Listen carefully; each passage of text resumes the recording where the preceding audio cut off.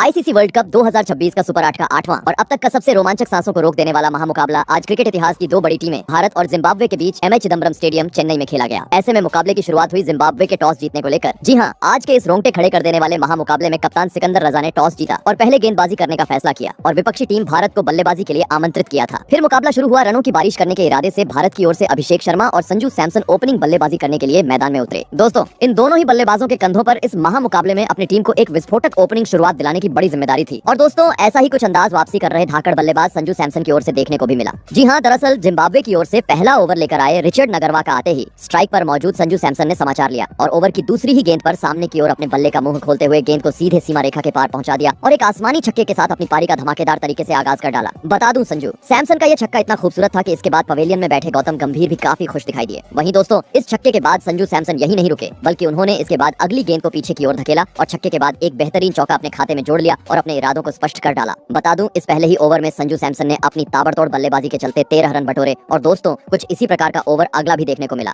जहां पर जिम्बाब्वे की ओर से गेंदबाजी पर आए ब्लेसिंग मुजराबानी की पहली 3 गेंदों का तो दोनों ही बल्लेबाजों ने सम्मान किया और महज 1 रन बटोरा। परंतु दोस्तों, ओवर की चौथी गेंद पर एक बार फिर संजू ने अपने बल्ले का मजा ब्लेसिंग मुजराबानी को छकाया और सामने की ओर आग उगलते हुए 101 मीटर का आसमानी छक्का जड़ दिया। तो वहीं इसके बाद अगली 2 गेंदों पर स्ट्राइक रोटेट करते हुए इस ओवर को भी पूरी तरीके से भारतीय टीम के हित में कर डाला। दोस्तों, संजू सैमसन की घातक बल्लेबाजी के चलते पहले 2 ओवरों में ही अब 23 रन भारतीय टीम ने स्कोर बोर्ड पर लगा दिए थे, जिसे देख स्टेडियम में बैठे भारतीय प्रशंसक काफी ज्यादा शोर करते हुए नजर आ रहे थे। परंतु दोस्तों, अब तक संजू सैमसन का साथ निभा रहे दूसरे ओपनिंग बल्लेबाज अभिषेक शर्मा काफी खामोश थे, जिस कारण प्रशंसक भी उम्मीद कर रहे थे कि दूसरी छोर से अभिषेक शर्मा भी अपना ताबड़तोड़ अंदाज दिखाएं। और दोस्तों, अंततः अभिषेक शर्मा का यह खतरनाक रूप देखने को मिला। मैच के तीसरे ओवर में जहां पर स्पेल का पहला ओवर लेकर आए टिनोटेंडा मापोसा को आते ही स्ट्राइक पर मौजूद अभिषेक शर्मा ने आड़े हाथों लिया और पहले कवर के ऊपर से एक खूबसूरत चौका जड़ा। तो वहीं इसके बाद सामने की ओर अपने बल्ले का मुंह खोलते हुए गेंद को सीधे छक्के में तब्दील कर डाला। बता दूं, पहली 2 गेंदों पर 10 रन आने के बाद अभिषेक शर्मा यही नहीं रुके, बल्कि उन्होंने इसके बाद आखिरी गेंद पर भी अपने इसी अंदाज को आगे जारी रखा और एक बार फिर गेंद को सीधे स्टेडियम के पार पहुंचा दिया। बता दूं, अभिषेक शर्मा ने अपने खुद के दम पर इस ओवर में 16 रन बटोरे, तो वहीं एक चौका घातक बल्लेबाजी कर रहे संजू सैमसन ने भी इस ओवर में लगाया। दोस्तों,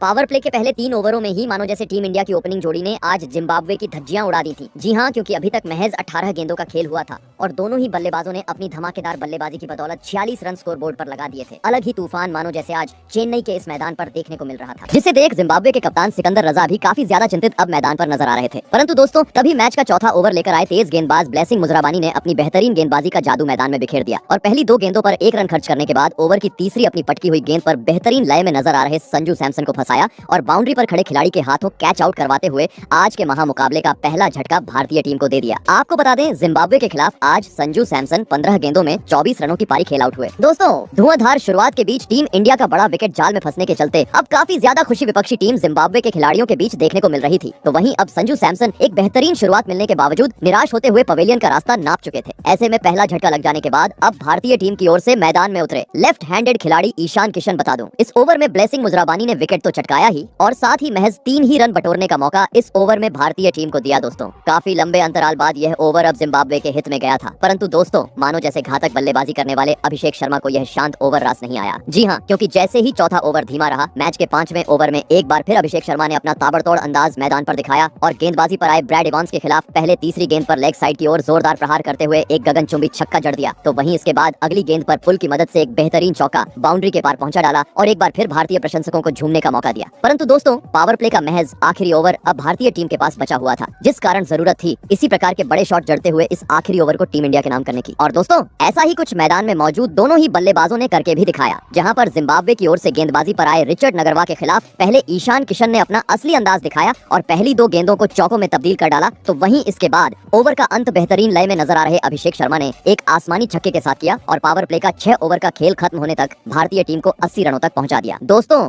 संजू सैमसन के विकेट गिर जाने के बावजूद जैसी चाहिए वैसी एक तूफानी शुरुआत अब भारतीय टीम को इस पावर प्ले में मिल चुकी थी, लेकिन जिम्बाब्वे के सामने विशाल लक्ष्य खड़ा करना था। तो अब मैदान में मौजूद ईशान किशन और अभिषेक शर्मा को अपनी इसी लय को बरकरार रखते हुए तूफानी बल्लेबाजी करना जरूरी था। परंतु दोस्तों, जैसे ही पावर प्ले खत्म हुआ, जिम्बाब्वे के कप्तान सिकंदर रजा ने चालाकी की और पावर प्ले के बाद अगला यानी मैच का 7वां ओवर खुद लेकर आए। और दोस्तों, सिकंदर रजा ने भी आते ही अपनी बेहतरीन गेंदबाजी का नमूना मैदान में पेश किया और अब तक तेज रफ्तार से आगे बढ़ रहे अभिषेक शर्मा और ईशान किशन को अपनी घूमती हुई गेंद में बांध के रखा और इस ओवर में मात्र 4 रन बटोरने का मौका दिया। साथ ही अगला ओवर भी कुछ इसी प्रकार का देखने को मिला, जहां पर गेंदबाजी पर आए स्पिनर गेंदबाज ब्रायन बेनेट ने भी सिकंदर रजा की तरह अपने चक्रव्यूह के जाल में अभिषेक शर्मा और ईशान किशन को एक भी बड़ा शॉट खेलने का मौका नहीं दिया और इस ओवर में मात्र स्ट्राइक रोटेट करने पर मजबूर कर दिया। दोस्तों पावर प्ले खत्म हुए करीबन देखा जाए तो अब 2 ओवर का खेल बीत चुका था और इन 2 ओवरों में काफी खराब बल्लेबाजी भारतीय टीम के बल्लेबाजों के द्वारा देखने को मिली थी, जहां पर इन 12 गेंदों पर महज 10 ही रन अब तक ईशान किशन और अभिषेक शर्मा बनाने में सफल हो पाए थे। लेकिन रन रेट को बढ़ाना था तो अब यहां से बड़े शॉट जड़ना जरूरी था और दोस्तों ऐसा ही कुछ मैच के 9वें ओवर में देखने को भी मिला, जहां पर एक बार फिर गेंदबाजी पर आए सिकंदर रजा का इस बार स्ट्राइक पर मौजूद ईशान किशन ने आते ही स्वागत किया और कदमों का इस्तेमाल करते हुए ऑफ साइड की ओर उड़ता हुआ एक बेहतरीन चौका जड़ दिया, जिस कारण लगने लगा पहली गेंद पर चौका आने के चलते यह ओवर बड़ा भारतीय टीम के लिए साबित होगा। परंतु दोस्तों इसके बाद सिकंदर रजा की वापसी इस ओवर में देखने को मिली, जिन्होंने इसके बाद अपनी लाइन और लेंथ में बदलाव किया और बची हुई अगली 5 गेंदों पर मात्र 4 रन बटोरने का मौका अभिषेक शर्मा और ईशान किशन को दिया। दोस्तों लगातार देखते ही देखते 3 ओवर काफी शांत अब भारतीय टीम के लिए साबित हो चुके थे, जिसे देख स्टेडियम में बैठे भारतीय प्रशंसक भी चिंतित नजर आ रहे थे। परंतु दोस्तों तभी अगले ओवर में खुशी का माहौल मैदान पर देखने को मिला, जहां पर अभिषेक शर्मा ने अपनी बेहतरीन बल्लेबाजी के दम पर गेंदबाजी पर आए ब्रायन बेनेट के खिलाफ कदमों का इस्तेमाल करते हुए सामने की ओर एक आसमानी छक्का जड़ा और महज 26 गेंदों का सामना करते हुए आज के महामुकाबले में अपना तूफानी 50 पूरा कर डाला। बता दूं अभिषेक शर्मा ने जैसे ही अपने 50 रन पूरे किए, पवेलियन में बैठे कोच गौतम गंभीर भी उनके लिए खड़े होकर तालियां बजाते हुए नजर आए, क्योंकि अभिषेक शर्मा के इस अर्धशतक के बलबूते अब भारतीय टीम ने 100 रनों का आंकड़ा भी पार कर लिया था। लग रहा था अभिषेक शर्मा 50 के बाद अब अपने गियर में बदलाव करेंगे, परंतु दोस्तों अभिषेक शर्मा ऐसा करते उससे पहले ही ईशान किशन ने अपने रवैये में बदलाव किया और मैच का अगला यानी 11वां ओवर लेकर आए। सिकंदर रजा के खिलाफ पहले जोरदार प्रहार करते हुए चौका जड़ दिया, तो वहीं इसके बाद ओवर की दूसरी गेंद पर अंपायर के सिर के ऊपर से चमचमाता हुआ छक्का भी अपने नाम कर डाला। दोस्तों पहली 2 गेंदों पर ही ईशान किशन ने अब 10 रन बटोर लिए थे, इस कारण आवश्यकता थी बची हुई अगली गेंदों पर स्ट्राइक रोटेट करने की, परंतु कहते हैं ना कि लालच बुरी बला होती है और ऐसा ही अगली गेंद पर देखने को मिला, जहां पर 10 रन आने के बावजूद तीसरी गेंद पर ईशान किशन ने बड़ा शॉट खेलने का प्रयास किया, परंतु वह इस बार गेंद को बाउंड्री के पार पहुंचाने में पूरी तरह असफल रहे और स्टंप के पीछे खड़े खिलाड़ी रिचर्ड नगरवा को एक आसान सा कैच थमाकर अपना कीमती विकेट गंवा बैठे। आपको बता दें ईशान किशन आज जिम्बाब्वे के खिलाफ 38 रनों की पारी खेल आउट हुए। दोस्तों लंबे अंतराल से चल रही साझेदारी का अंत होने के चलते अब विपक्षी टीम जिम्बाब्वे के खिलाड़ी काफी ज्यादा जल्लोष करते हुए मैदान पर नजर आ रहे थे, तो वहीं दूसरी ओर विकेट को गिरता हुआ देख भारतीय प्रशंसकों में अब सन्नाटा छा चुका था। ऐसे में दोस्तों 2 बड़े बल्लेबाजों के पवेलियन लौट जाने के बाद अब मैदान में उतरे खुद कप्तान सूर्य कुमार यादव, जिन्होंने आते ही पारी की पहली ही गेंद पर अपना बेहतरीन लय का नमूना गेंदबाजी कर रहे सिकंदर रजा को दिखाया और नीचे बैठकर गेंद को घसीटते हुए शानदार चौके के साथ अपने पारी का आगाज कर डाला। बता दूं इस ओवर में भले ही सिकंदर रजा ने विकेट झटकाया, लेकिन साथ ही उन्होंने 14 रन भी खर्च किए। साथ ही दोस्तों अगले ओवर में भी नए बल्लेबाज सूर्य कुमार यादव ने गेंदबाजी पर आए तेज गेंदबाज ब्रैड इवांस के खिलाफ सुपला शॉट जड़ते हुए पीछे की ओर एक शानदार चौका जड़ा। दोस्तों भले ही भारतीय टीम अपने 2 बड़े बल्लेबाजों को खो चुकी थी, लेकिन रनों की रफ्तार कम होने का नाम नहीं ले रही थी। देखा जाए तो करीबन 13 के रन रेट से भारतीय टीम आगे बढ़ती हुई नजर आ रही थी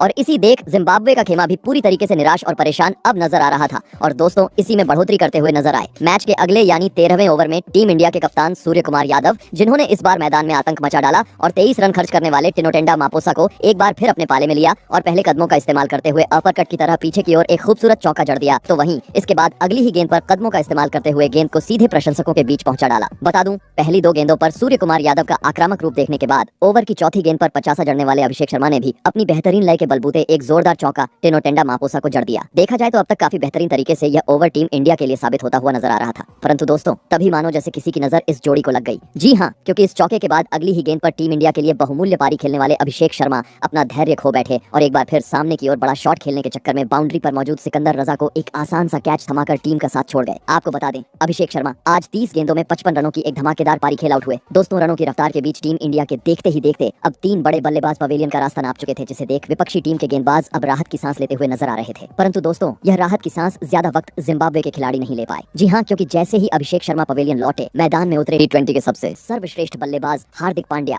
जिन्होंने आते ही अपना ताबड़तोड़ अंदाज मैदान में दिखाया और अगले ओवर की पहली ही गेंद पर रायन बर्ल के खिलाफ अपनी ताकत का पूरा इस्तेमाल करते हुए सामने की ओर चमचमाता हुआ छक्का जड़ दिया। बता दूं हार्दिक पांड्या ने जैसे ही छक्का लगाया अलग ही शोर मैदान में गूंजता हुआ नजर आया, क्योंकि प्रशंसक भी समझ चुके थे कि अब पांड्या के मैदान में उतरने के चलते रनों की बरसात देखने को मिलेगी। परंतु दोस्तों इसी बीच विपक्षी टीम के कप्तान सिकंदर रजा ने चालाकी की और अपने सबसे बेहतरीन गेंदबाज रिचर्ड नगरवा को अगले ओवर में गेंदबाजी आक्रमण पर लगाया और दोस्तों रिचर्ड नगरवा ने भी आते ही कप्तान सिकंदर रजा का फैसला सही साबित करके दिखाया। जी हाँ, भले ही रिचर्ड नगरवा के ओवर की शुरुआत खराब रही, जहां पर तीसरी गेंद पर टीम इंडिया के कप्तान सूर्य कुमार यादव ने उन्हें एक बेहतरीन पुल लगाते हुए आसमानी छक्का जड़ा, परंतु दोस्तों मानो जैसे एक गेंद बाद ही रिचर्ड नगरवा ने इस छक्के का बदला निकाला और अपनी तेज रफ्तार के अंदर आती हुई गेंद में सूर्य कुमार यादव को फंसाते हुए कैच आउट करवा डाला और आज के महामुकाबले का चौथा झटका भारतीय टीम को दिया। आपको बता दें सूर्य कुमार यादव आज जिम्बाब्वे के खिलाफ 13 गेंदों में 33 रन तूफानी पारी खेल आउट हुए। दोस्तों टीम इंडिया के कप्तान यानी सूर्य कुमार यादव का कीमती विकेट हाथ लगने के चलते अब काफी ज्यादा जल्लोष करते हुए सिकंदर रजा मैदान पर नजर आ रहे थे, तो वहीं दूसरी ओर पहली बार टीम इंडिया के कोच और साथ ही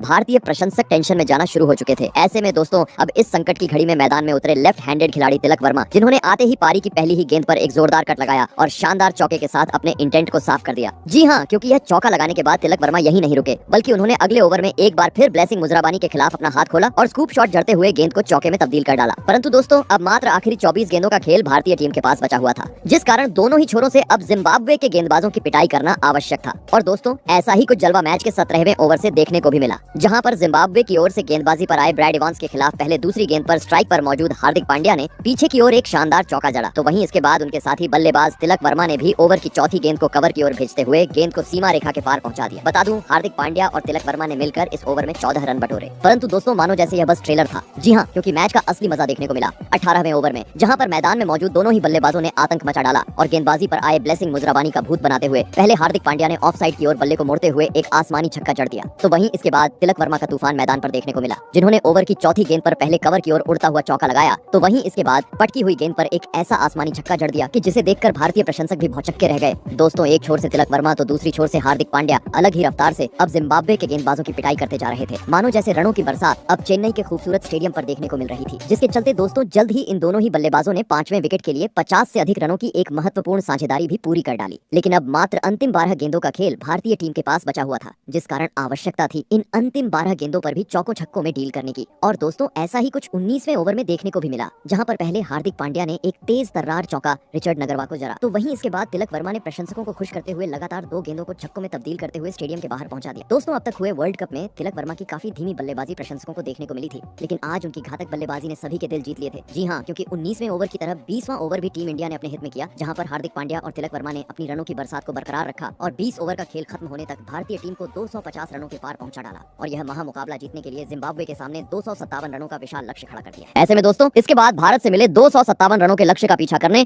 जिम्बाब्वे की ओर से ताड़ीवानाशे मरुमानी और ब्रायन बेनेट बल्लेबाजी करने के लिए मैदान में उतरे। दोस्तों, भारत ने दिया हुआ लक्ष्य बड़ा था, ऐसे में दोनों ही बल्लेबाजों पर विस्फोटक अंदाज में शुरुआत दिलाने की बड़ी जिम्मेदारी थी। परंतु दोस्तों, टीम इंडिया की ओर से पहला ओवर लेकर आए अर्शदीप सिंह की काफी घातक गेंदबाजी मैदान पर देखने को मिली, जिन्होंने पहले ही ओवर में सटीक लाइन और लेंथ का मुजाहिरा मैदान में पेश किया और दोनों ही जिम्बाब्वे के ओपनिंग बल्लेबाजों को उसमें उलझाते हुए मात्र 4 रन बनाने का मौका पहले ओवर में दिया। दोस्तों, पहला ओवर जिम्बाब्वे के लिए काफी शांत रहा था, लेकिन दूसरे ओवर में पहली बार जिम्बाब्वे के बल्लेबाज अपने हाथ खोलते हुए नजर आए, जहां पर टीम इंडिया की ओर से गेंदबाजी पर आए। हार्दिक पांड्या के खिलाफ ओवर की पहली ही गेंद पर ताड़ीवानाशे मरुमानी ने अपना हाथ खोला और पटकी हुई गेंद पर तेज तर्रार प्रहार करते हुए गेंद को सीधे छक्के में तब्दील कर डाला। लगने लगा पहली गेंद पर छक्का आने के चलते अब यह बड़ा ओवर जिम्बाब्वे के लिए साबित होगा। परंतु दोस्तों, इसके बाद गेंदबाजी कर रहे हार्दिक पांड्या की वापसी इस ओवर में देखने को मिली, जिन्होंने अपनी लाइन और लेंथ में बदलाव किया और इसके बाद अगली 5 गेंदों पर छक्का जड़ने वाले ताड़ीवानाशे मरुमानी को पूरी तरीके से बांध के रखा और इसके बाद एक भी रन बटोरने का मौका नहीं दिया। वही दोस्तों, इसके बाद अगला ओवर भी कुछ इसी प्रकार का देखने को मिला, जहां पर एक बार फिर अर्शदीप सिंह ने अपनी अंदर तो कभी बाहर जाती हुई गेंदों में दोनों ही जिम्बाब्वे के बल्लेबाजों को जकड़ के रखा और पहले 5 गेंदों पर मात्र 1 रन बनाने का मौका दिया। भले ही अंतिम गेंद पर स्ट्राइक पर मौजूद ब्रायन बेनेट ने सामने की ओर एक उड़ता हुआ चौका अर्शदीप सिंह को जरा, लेकिन देखा जाए तो यह ओवर भी भारतीय टीम ने अपने नाम किया। जी हाँ, क्योंकि इस ओवर के साथ 3 ओवरों का खेल पूरी तरीके से समाप्त हो चुका था और अब तक महज 19 रन लक्ष्य का पीछा करते हुए जिम्बाब्वे की टीम स्कोरबोर्ड पर लगाने में सफल हो पाई थी। देखा जाए तो काफी धीमी और खराब शुरुआत ओपनिंग बल्लेबाज आज जिम्बाब्वे को दिला रहे थे, क्योंकि पहले 3 ओवरों में खराब बल्लेबाजी करने के बाद चौथा ओवर भी दोनों ही जिम्बाब्वे के बल्लेबाजों ने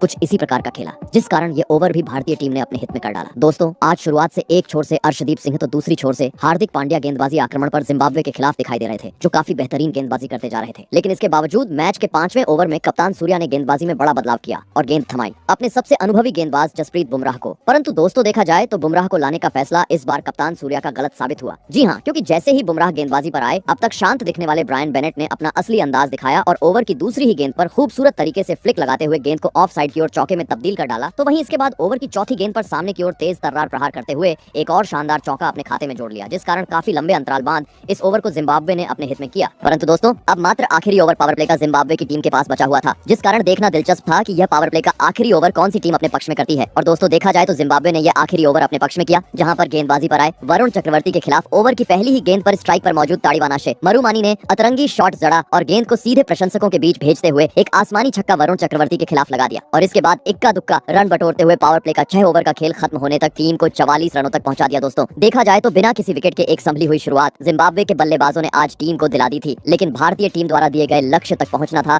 तो अब मैदान में मौजूद दोनों ही जिम्बाब्वे के ओपनिंग बल्लेबाजों को 5वां गियर डालते हुए विस्फोटक बल्लेबाजी करना आवश्यक था। परंतु दोस्तों, जिम्बाब्वे के बल्लेबाज ऐसा कुछ कर पाते उससे पहले ही पावर प्ले के बाद अगला यानी मैच का 7वां ओवर लेकर आए। अक्षर पटेल ने मैदान में धमाल मचा डाला और अपने ओवर की दूसरी ही घूमती हुई गेंद में जिम्बाब्वे के लेफ्ट हैंडेड बल्लेबाज ताड़ीवानाशे मरुमानी को फंसाया और और ईशान किशन के हाथों कैच आउट करवाते हुए आज के महामुकाबले का पहला झटका जिम्बाब्वे को दे दिया। आपको बता दें, भारत के खिलाफ आज ताड़ीवाना शेमरुमानी 23 गेंदों में 20 रनों की पारी खेल आउट हुए। दोस्तों, अपने स्पेल के पहले ही ओवर में जिम्बाब्वे का बड़ा विकेट हाथ लगने के चलते अब काफी ज्यादा खुशी अक्षर पटेल के चेहरे पर देखने को मिल रही थी। तो वहीं पूरे स्टेडियम में भी अब भारत भारत के नारे गूंजने शुरू हो चुके थे। ऐसे में दोस्तों, पहला झटका लग जाने के बाद अब जिम्बाब्वे की ओर से मैदान में उतरे डियोन मायर्स। आपको बता दूं, इस ओवर में अक्षर पटेल ने विकेट तो चटकाया ही और महज 2 रन बटोरने का मौका जिम्बाब्वे की टीम को दिया। वहीं अगले ओवर में भी बुमराह ने अपनी बेहतरीन गेंदबाजी का नमूना मैदान में पेश किया और जिम्बाब्वे के बल्लेबाजों को एक भी बड़ा शॉट खेलने का मौका ही नहीं दिया। दोस्तों, पावर प्ले खत्म हुए करीबन 2 ओवरों का खेल बीत चुका था और इन 2 ओवरों में काफी खराब बल्लेबाजी विपक्षी टीम जिम्बाब्वे की ओर से देखने को मिली थी, जहां पर जिम्बाब्वे के बल्लेबाज बड़ा शॉट खेलने का प्रयास तो कर रहे थे, लेकिन भारत की घातक गेंदबाजी के सामने वह उसमें सफल नहीं हो पा रहे थे, जिस कारण अब दबाव भी बढ़ता जा रहा था और साथ ही आवश्यक रन रेट भी 15 के पार पहुंच चुका था। ऐसे में भारतीय टीम द्वारा दिए गए लक्ष्य तक पहुंचना था, तो किसी भी हाल में अब अपने गियर को बदलना जरूरी था और दोस्तों, ऐसा ही कुछ देखने को मिला। अंततः मैच के 9वें ओवर में जहां पर जिम्बाब्वे के अनुभवी बल्लेबाज ब्रायन बेनेट ने मैदान में आतंक मचा डाला और टीम इंडिया की ओर से गेंदबाजी पर आए अक्षर पटेल को आड़े हाथों लेते हुए पहली 3 गेंदों पर एक चौका और एक आसमानी छक्का जड़ दिया, तो वहीं इसके बाद ओवर की अंतिम गेंद पर भी नीचे बैठकर गेंद को घसीटते हुए 101 मीटर का चमचमाता हुआ छक्का दर्शकों के बीच भेज दिया। बता दूं, अक्षर पटेल के खिलाफ ब्रायन बेनेट ने अपने खुद के दम पर इस ओवर में 17 रन बटोरे और दोस्तों, इसी बल्लेबाजी को देख अब काफी ज्यादा खुशी स्टेडियम में बैठे जिम्बाब्वे के प्रशंसकों के बीच देखने को मिल रही थी। परंतु दोस्तों, इस खुशी को वह ज्यादा वक्त बरकरार रखने में पूरी तरह असफल रहे। जी हाँ, क्योंकि अगले ही ओवर में गेंदबाजी पर आए वरुण चक्रवर्ती ने मैदान में अपना जाल बिछाया और ब्रायन बेनेट का साथ निभा रहे डियोन मायर्स को अपनी घूमती हुई गेंद में फंसाया और बाउंड्री पर खड़े तिलक वर्मा के हाथों कैच आउट करवाते हुए जिम्बाब्वे को आज के महामुकाबले का दूसरा झटका दे दिया। आपको बता दें, डियोन मायर्स 6 रनों की पारी खेल आउट हुए। ऐसे में दोस्तों, 2 महत्वपूर्ण बल्लेबाजों के पवेलियन लौट जाने के बाद अब मैदान में उतरे जिम्बाब्वे के कप्तान सिकंदर रजा, जिन्होंने पारी की शुरुआत तो भले ही धीमी की, लेकिन जैसे ही 12वें ओवर में उनके खिलाफ वरुण चक्रवर्ती गेंदबाजी पर आए, उन्होंने अपना हाथ खोला और ओवर की दूसरी ही गेंद पर ऑफ साइड की ओर जोरदार प्रहार करते हुए अपनी पारी का पहला छक्का जड़ दिया। तो वहीं इसके बाद अगले ओवर में उनके साथी बल्लेबाज ब्रायन बेनेट ने अपनी लय को बरकरार रखते हुए टीम इंडिया के सबसे बेहतरीन गेंदबाज जसप्रीत बुमराह के खिलाफ पटकी हुई गेंद पर सामने की ओर एक गगनचुंबी छक्का जड़ा और भारत के खिलाफ अपना धमाकेदार 50 जड़ दिया। बता दूं, भले ही इस मुकाबले में जिम्बाब्वे की टीम पिछड़ती हुई नजर आ रही थी, लेकिन इस 50 के बाद जिम्बाब्वे के खिलाड़ी खड़े होकर उनकी तारीफ करते हुए नजर आए, क्योंकि भारत जैसी बड़ी टीम के सामने 50 जड़ना भी काफी मुश्किल होता है। परंतु दोस्तों, ये 50 तो ठीक था, लेकिन भारतीय टीम द्वारा दिए गए लक्ष्य तक अब यहाँ से जिम्बाब्वे की टीम को पहुंचना था, तो हर गेंद को स्टेडियम में पहुंचाना आवश्यक था और दोस्तों, अंततः ऐसा ही कुछ देखने को मिला। मैच के 15वें ओवर में जहां पर 50 जड़ने वाले ब्रायन बेनेट ने मैदान में आतंक मचा डाला और गेंदबाजी पर आए शिवम दुबे के खिलाफ परखच्चे उड़ाते हुए इस ओवर में 2 गेंदों को छक्के में तब्दील कर डाला, तो साथ ही 2 चौके भी अपने खाते में जोड़ लिए। बता दूं, खराब लाइन और लेंथ के चलते शिवम दुबे ने इस ओवर में कुल मिलाकर 26 रन लुटाए। दोस्तों, भले ही यहाँ से यह मुकाबला जिम्बाब्वे की टीम हारने वाली थी, लेकिन जिस तरह का जज्बा जिम्बाब्वे के बल्लेबाज दिखा रहे थे वह काबिले तारीफ था, क्योंकि ब्रायन बेनेट के बाद उनके साथ निभा रहे सिकंदर रजा ने भी अपने मैदान में होने का सबूत पेश किया और अगला ओवर लेकर आए वरुण चक्रवर्ती के खिलाफ लगातार 2 गेंदों को सीधे बाउंड्री के पार पहुंचा डाला। परंतु दोस्तों, अब काफी देर हो चुकी थी। जी हाँ, क्योंकि अब महज आखिरी 24 गेंद का खेल बाकी था और अभी भी जिम्बाब्वे को जीत के लिए 100 से अधिक रनों की आवश्यकता थी, जो यहाँ से हो पाना पूरी तरीके से नामुमकिन थे। भले ही इसके बाद एक छोर से ब्रायन बेनेट ने अपनी ताबड़तोड़ बल्लेबाजी जारी रखी, परंतु दूसरे छोर से अन्य खिलाड़ी उनका साथ नहीं निभा पाए और लगातार अपने विकेट गंवाते चले गए। इस कारण 20 ओवर का खेल खत्म होने तक जिम्बाब्वे स्कोरबोर्ड पर 184 ही रन लगा पाई और इसी के चलते भारतीय टीम ने आज का यह महामुकाबला 74 रन के बड़े अंतर से अपने नाम कर लिया। तो दोस्तों, आपको कैसी लगी हमारी ये वीडियो, कमेंट करके जरूर बताइएगा। धन्यवाद।